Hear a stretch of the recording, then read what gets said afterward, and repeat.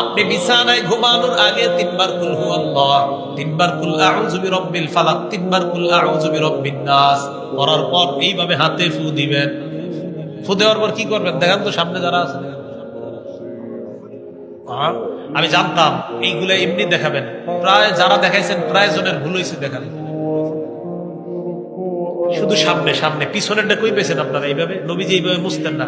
হ্যাঁ, আমার নবী এভাবে মুছতেন না। পিছনে যে মুছতেন যারা, এইভাবে নবী মুছতেন না। নবীজি এই যে এইভাবে সামনে, শুধু সামনে। নবীজির আমলকে ওই জায়গায় রাখার নাম সুন্নত, নবীজির আমলকে উল্টা পাল্টা করার নাম বেদাত। শুধু সামনে, শুধু সামনে, পিছনে না। পিছনেরটা কই পেলেন? আমারে সবাই দেখাইছে এমনি,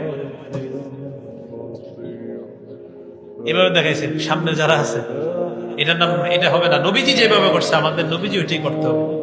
আজানের পরে দুরূদ শরীফ পড়া সুন্নত। কেউ যদি আজানের আগে দুরূদ শরীফ পড়ে বেদাত। সুন্নতকে সুন্নতের জায়গায় না রাখা আরেক জায়গায় রাখলে এটার নাম বেদাত হয়। বুঝে আসছে? খায়। এই আমলটা করার পর আপনি নিজের শরীরে ফু দিলেন, আপনার বিবিরে ফু, আপনার ছোট বাচ্চা যারা তাদেরকে বলবেন বিবি যেন ফজরের পর তাদেরকে ফু দেয়। আর আপনি একটু পরে বাসায় যাবেন, সন্তান ঘুমায় আছে তাদেরকে ফু দিবেন। নবীজি বলেন জিন শয়তান, মানুষ শয়তান, জাদু টোনা সহ সমস্ত বিপদ আপদ থেকে আল্লাহ তোমাকে হেফাজত করবে। এই আমলটা করবেন তো ইনশাআল্লাহ।